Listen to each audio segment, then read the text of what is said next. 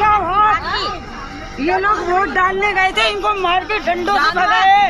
ये वोट डालने गए थे, सबको मारा। इस बच्चे की आंख देखो।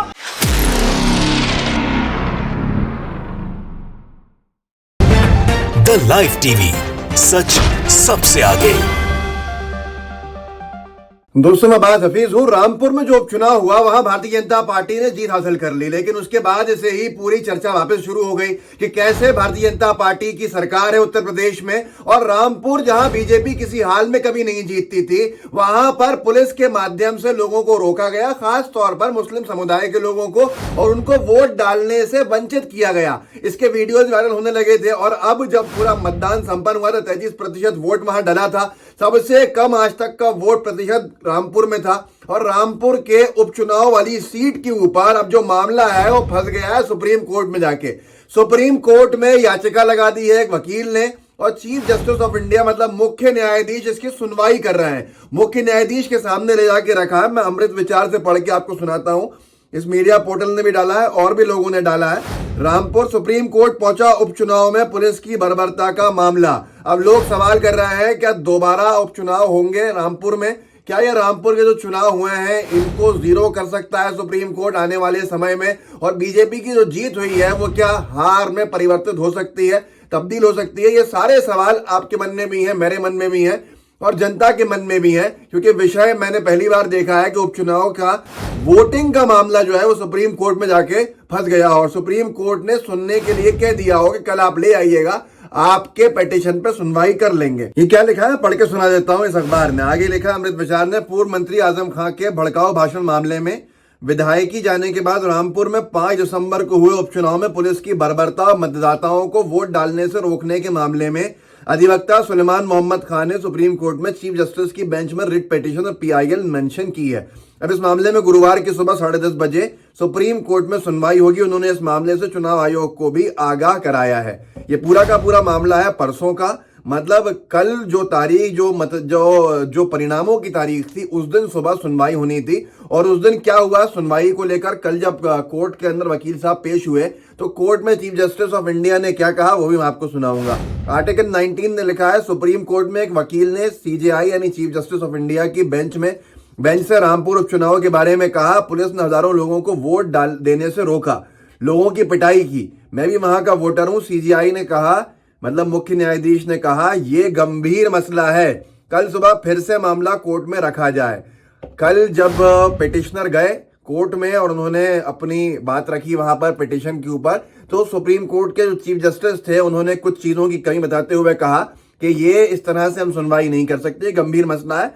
मतलब अगले दिन वकील ने कहा कि ठीक है, मैं अगले दिन कल यानी शुक्रवार को, आज जब आप ये वीडियो देख रहा है, आज वो दोबारा सुप्रीम कोर्ट के अंदर कागजात को लेके जाएंगे और मुख्य न्यायाधीश को पूरा का पूरा मामला बताएंगे। कल क्या हुआ सुप्रीम कोर्ट के अंदर, बार एंड बेंच ने लिखा है कि जो पिटीशन लगाई गई है उपचुनाव में रामपुर असेंबली के उत्तर प्रदेश के, उसमें पुलिस के ऊपर आरोप लगाया गया है कि उन्होंने हर संभव प्रयास किया जो मुस्लिम वोटर्स और मुस्लिम बहुल क्षेत्र थे वहां पर वोट ना डल सके। ये सुप्रीम कोर्ट के अंदर लिखा गया। वकील ने कहा, बार एंड बेंच ने बताया है कि क्या क्या प्रोसीडिंग्स हुई, तो वकील साहब ने कहा कि ये आज ही दोपहर के अंदर लिस्ट कर लीजिए। तो चीफ जस्टिस ने कहा कि आपके वकीलों का पूरा ग्रुप कहां पर है और आपने अभी तक इसको इंक्लूड क्यों नहीं करवाया मेंशनिंग लिस्ट में?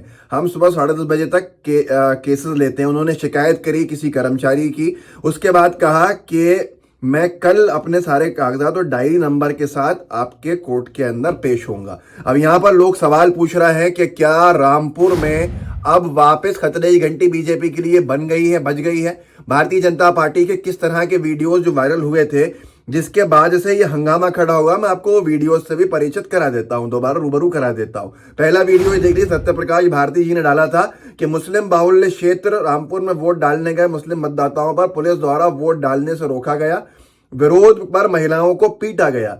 यूपी के रामपुर में मुस्लिम महिलाएं वोट डालने गई थी, आरोप है कि पुलिस ने लाठी मारकर भगा दिया। आजम खान हर बार ये सीट जीतते हैं। तभी लोगों ने कहा था कि क्या भारतीय जनता पार्टी के पक्ष में कुछ एजेंसीज काम कर रही हैं?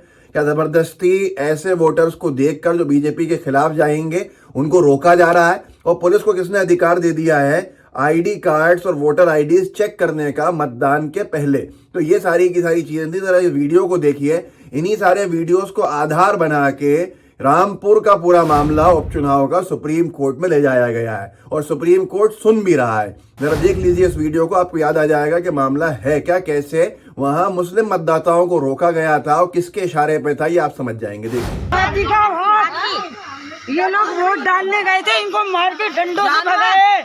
ये वोट डालने गए थे, सबको मारा। इस बच्चे की आंख देखो, इनका हाथ देखो, कितना मारा है। डंडे मारते हुए जा रहे हैं, बिस्तर तक नहीं बिछाने दे रहे हैं। इतनी हाइट लिए लेके जा रहे हैं, हम कैसे वोट डालेंगे? जुल्म है, जुल्म। घरों में घुस रहा है, डंडे मार रहे हैं। इसकी आंख सुरख करती, बच्चे को देखो कितना मारा है बच्चे को।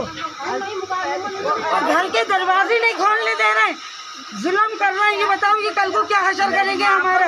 हाथ दिखाओ बाजी। एक बूढ़ी औरत, बुजुर्ग महिला को मारा इन्होंने। तो इस तरह से पुलिस की जो भूमिका रही वो बहुत सारे विवादों के अंदर आके घिरी और बहुत सारे सवालों के बीच में पुलिस की भूमिका को रखा गया। अब इस पूरे के पूरे मामले को जब से सुप्रीम कोर्ट में ले जाया गया है तो लोग, बीजेपी के जो समर्थक हैं वो सोचने पड़ गए हैं कि क्या उनकी खुशी जो है वो कम वक्त की रहेगी, क्या रामपुर उपचुनाव जीतने के बाद भी भारतीय जनता पार्टी चुनाव हार गई है, क्योंकि ये केस बहुत से लोगों के सामने अभी तक नहीं आया है।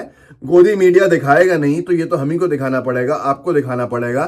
सौरभ शुक्ला ने भी एक वीडियो डाला था कल परसों, उसमें जब रामपुर बाई इलेक्शन में पत्रकारों के साथ ये सलूक किया जा रहा है तो आम वोटरों के साथ क्या हो रहा होगा ये अंदाजा लगा लीजिए।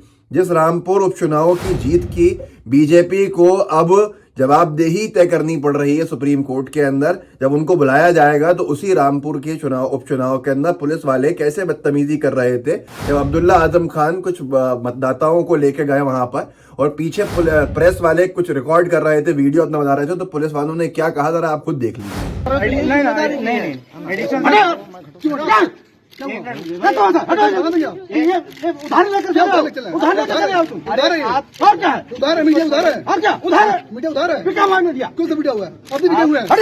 तो इस तरह की जब भारी गतिविधियां हुई हैं और मतदान प्रतिशत, क्योंकि मुस्लिम मतदाता वोट नहीं डाल पाए, जहां पे 75% मुस्लिम मतदाताओं का दावा किया जाता है होने का, वहां मतदान प्रतिशत केवल सिर्फ और सिर्फ 33-34% पे आके रुक गया।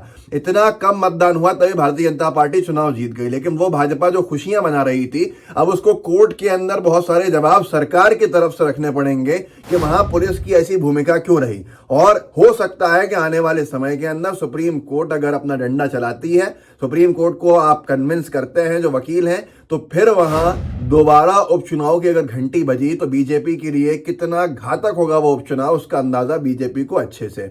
इस वीडियो को आगे बढ़ाइए, लोगों को जागरूक कीजिए, लोगों को बताइए कि कोर्ट में क्या चल रहा है, जो गोदी मीडिया आपको नहीं बताएगा, क्योंकि गोदी मीडिया तो बीजेपी की, एमसीडी की, हिमाचल की और दूसरे उपचुनाव की हार को भी नहीं दिखा रहा है। गुजरात में चर्चा कर रहा है, जहां एकमात्र चुनाव जो बीजेपी जीती है और बाकी सब चुनाव बीजेपी हार गई है। तो आप वीडियो को आगे बढ़ाइए, लोगों को जागरूक कीजिए, व्हाट्सएप ग्रुप्स होंगे उनमें शेयर कीजिएगा, साथ में लाइव टीवी को सब्सक्राइब भी कीजिएगा और बेल आइकन भी दबाइएगा। जय हिंद, जय भारत। द लाइव टीवी, सच सबसे आगे।